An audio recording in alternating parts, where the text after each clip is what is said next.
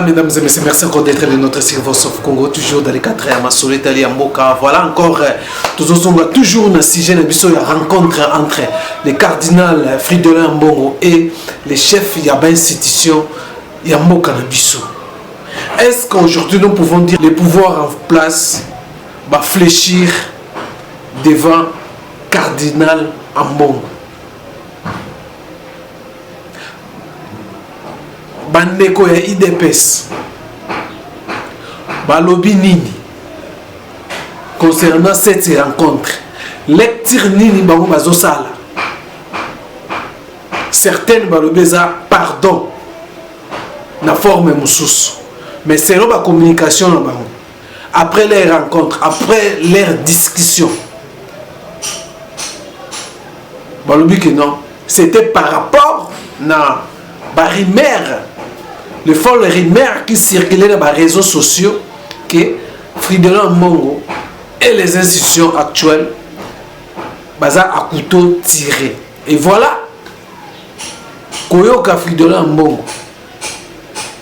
à l'objet que non, ils vont maintenant cette fois-ci repartir dans la nouvelle base. L'IDPS, comment bazo ko interpréter peu balobi nini boyoka bandeko IDPS ndenge ba script ndenge basali analyse na bango par rapport à cette rencontre? Est-ce que rendre pouvoir à Félix Tshisekedi faible? Non, vous savez, hein, Moutou. Oh, ce que mon pour faire que soit Moutou boye, il faut qu'on coûte le courrier ça, mbeba na yo asali. Il faut qu'on coûte na ko le bisque boye. Et ça faiblesse, c'est responsabilité. Pour bailler bisa yo que au bête à côté boye. Ils ont qui no coûte na yo. Pour yo sur peut-être le banga ko coûte na yo coûte na yo mon master. Obeti mabe prochainement ko sala biloko wana kitala nzela ko lala. Mais na sikoyo tolandaki Fridolin Ambongo après discussion va se convenir pour repartir dans ma nouvelle base. Sur la nouvelle base, vous comprendre par Ezanine Aline Kolobani. Oui, la nouvelle base, hein. Ceux qui déjà comprendre derrière na ba sala kana non na usala yango temena na landi droit chemin. Azala qui à côté, maintenant droit chemin. Hein? Il y a ça qui continue l'église. Cardinal. À quoi se comporter ndenge za boyete? À côté mingi na politique active. Fallait ça le penser na oyo est un homme social.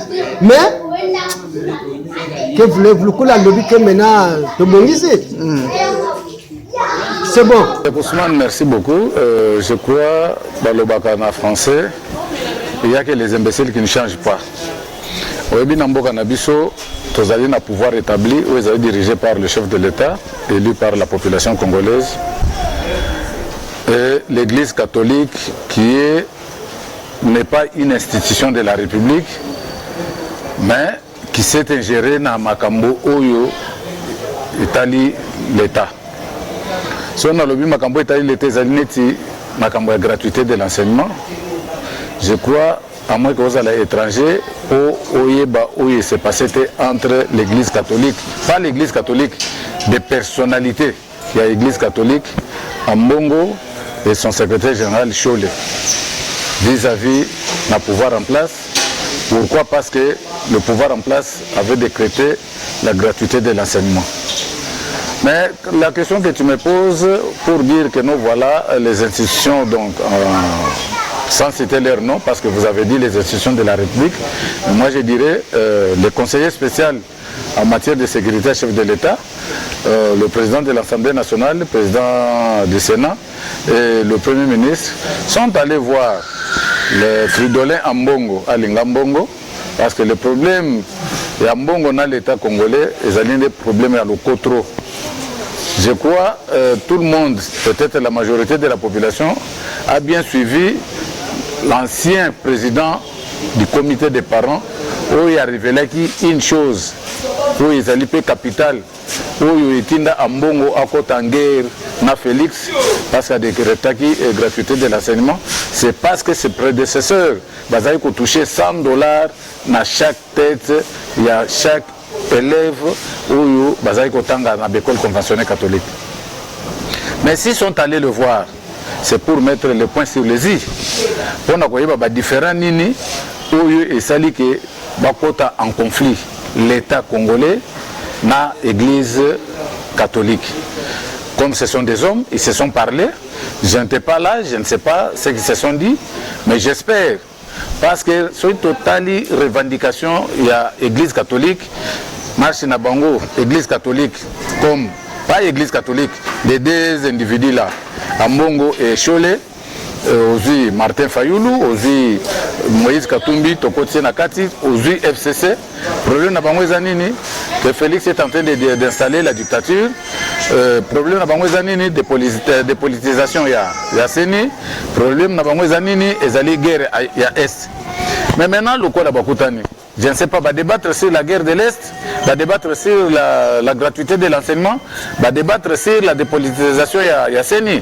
Je crois tous ces points cruciaux là, je crois, comme ce sont des hommes, ils se sont entendus, nous attendons, parce que je ne sais pas, je ne peux pas dire que nous attendons parce que Nabouchi à Mbongo Yemoko, il a dit que nous devons commencer sur de nouvelles bases. Alors, moi la question que je me pose, est-ce que Kadima Longwe Nasseni, pour que Mbongo Alobageno tombe sur de nouvelles bases, total les jours qui viennent, peut-être Kadima va démissionner, mais je sais que je ne crois pas. Ou Félix va prendre encore une autre ordonnance pour démettre Kadima et consulter la classe politique. Je ne sais pas quelle procédure le président de la République va entamer pour que Kadima aille la déboulonner na Séni. La guerre à Est, jusqu'à preuve du contraire, état de siège et Zosala Moussala Nango par rapport à Oeza Kosala Makuna, malgré Badongolomisu, Oya côté Wana, les députés. Dans un indexé des députés, il y a Nord Kivu, Nord Kivu, Ituri, Oyo Bazali Kolinga, état de siège. Dans quel motif, la proposition Nini, je crois que l'état de siège, ils continuent comme ça parce que les Aliba, les Aliba décision au gouvernement, ils ont pour que Pima écoute en Est. Gratuité de l'enseignement. Surtout zongi na cadre de la constitution, il y a beaucoup de gens qui régir. L'objet et la gratuité de l'enseignement doit s'appliquer uniquement pour l'école primaire. Pour l'école primaire. Alors, ceux qui les loyaux, que 16e, 7e, 8e et Bakomi Kofuta, je crois peut-être c'est là où il y a un arrangement entre l'église, entre l'école conventionnelle catholique et l'État pour leur permettre, le col à Bazana, le Koso Mbongo, va continuer à percevoir. Moi, ceux qui cette fois-ci sont $100, sont $50, je ne sais pas. Mais je sais une chose, donc, l'humilité précède de la gloire. Moi, polémique et autres dans les réseaux sociaux pour dire que non, Félix a fléchi, l'église est très puissante. Mais je vais rappeler au peuple congolais, total en Abamboka Moussoussou, en commençant par Congo-Brazzaville, l'église a se géré à Makambo Italie, élection, même politique. Toyebi, oui, tu as taxé Gaza dictateur. Mais au moins, Sassou s'est inspiré peut-être dans la Révolution française. Parce que, si on totalise la France, totalise la Grande-Bretagne, totalise les États-Unis, est-ce que les églises, l'État, jamais. Mais pourquoi na Congo, pourquoi à Mbongo et Cholet, il faut pas s'ingérer dans ma campagne? Je crois que la Révolution française, à l'époque, la Révolution française est Salamaki parce que monaki ba bévi aux églises ils allaient commettre dans niveau de l'État parce que les rois de l'époque étaient intronisés par l'église. Alors tant que nos églises ils allaient comme ça la bévi mingi, la raison pour laquelle la Révolution française est comme ça là, ba botoli les églises ba bien nyonso. Nous, c'est comme qui à l'État. Aujourd'hui, la France est un État laïque, comme le Congo est un État.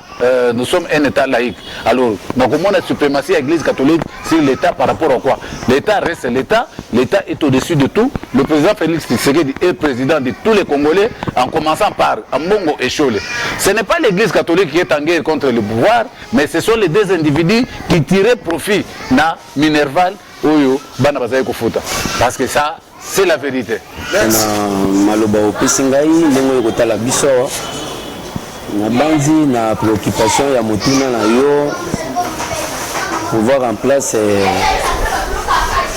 accueillir vers mbongo mpona koboma moto eloko wana na banzi bato fo balinga bacomprendre yango parce que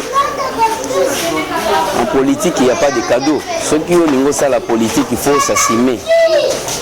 Je pense que l'église est allée l'élément social. D'ailleurs, l'église, c'est l'une des partenaires du gouvernement. Les partenaires sociaux qui travailler en collaboration avec le gouvernement. Ils sont là pour aider le gouvernement dans le secteur où ils allaient prioritaire pour la banque. Mais je pense que lorsque qui totali entre guillemets l'église catholique a un problème dans le gouvernement congolais, c'est faux. Ce n'est pas l'église catholique qui a les problèmes avec le gouvernement congolais, c'est peut-être les alliés dans quelques individus. Au moins, ceux qui ont une histoire, tant que la makambo ils ont les kanambo kanabiso. Position il y a ambongo na ba collaborateur na yemi balemi sato tokotanga kombo ba chole na ba fayulu. Ils ont vraiment une explication qui est parce que tant que bango baza ko revendiquer tozoye baté au juste église catholique azolingani. Église catholique à travers chole na ambongo bango moko bazosenga dépolitisation. Église catholique na chole na ambongo bango moko bazosenga lever à gratuité enseignement pour les parents bazongela kufuta minerval. Mais tout parler dans les cambotali gratuité enseignement. Gratuité enseignement en article 43.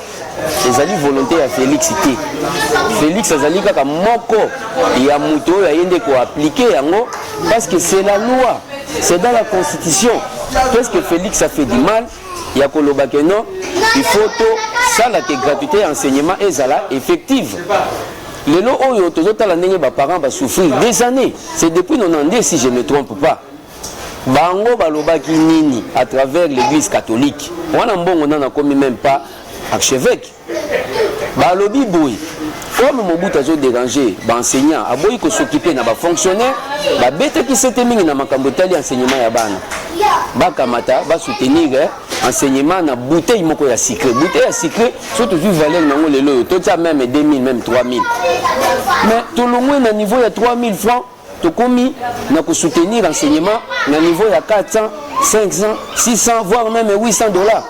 Comment est-ce que parents oyo azali na pouvoir ya kofuta enseignant? D'ailleurs il faut ba congolais ba bango bien que parent n'est pas l'employeur. Parents engagés enseignant mon côté. Parce que sur le nom balobi que parents foutent enseignant. Donc parents peuvent faire foutre mutu ya fonction publique nyo sur le la bateau bazan na ministère ya tourisme. Mais tout comité na niveau ya $600. Mais je me rappelle il loba moko balobaka bango moko à l'époque tant ba instaurer opération wana ya prise en charge.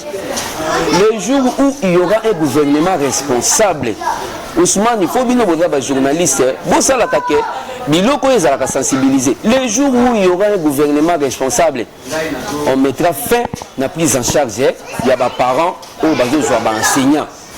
Gouvernement moko supporta qui va enseignant, mais Félix après 30 ans.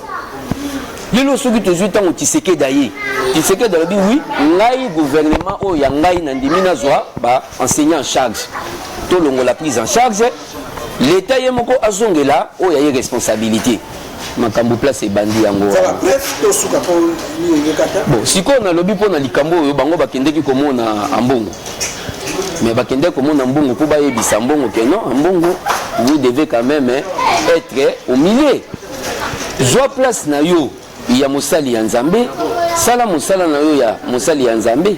S'il y a des conseils à donner, vous pouvez le faire, mais pas au comme opposant, il y a pouvoir en place. Ça ne fait pas bien. Aujourd'hui, vous discréditez l'église catholique dans son ensemble. Mais par contre, il y a des fidèles catholiques que nous sommes. Comme Mbosso Aza fidèle catholique, Ngapenazo Lobano Aza fidèle catholique. Je suis contre Oyambongazo Salaza pour engager l'église catholique Mobimba. Donc l'église n'est pas sortie vainqueur. Natango bake komona ezali humilité ye bango bien balobake humilité précède la gloire. Si le gouvernement aza koyaka vers yo bazo kitisa motema mais yo mosali ya Nzambe oza na incapacité ya kosimiler peuple congolais, bozala tranquille. C'est comme ça qu'on gère un pays.